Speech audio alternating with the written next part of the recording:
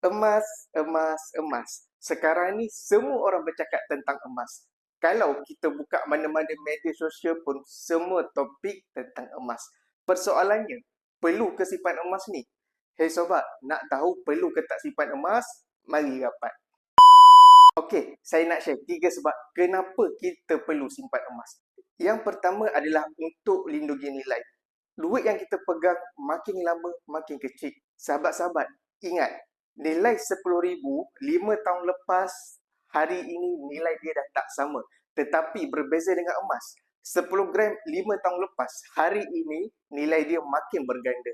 Poin yang kedua adalah force saving. Sesiapa yang dekat sini ada masalah tentang menyimpan.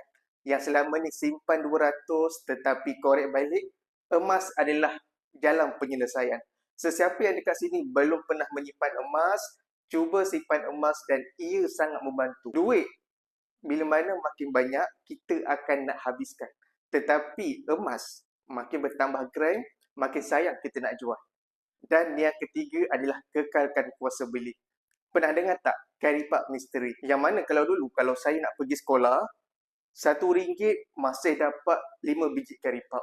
Tapi hari ini, RM1 hanya dapat 2 ataupun 3 biji karipak. Mana lagi 2? Hilang ke mana? Itu persoalannya.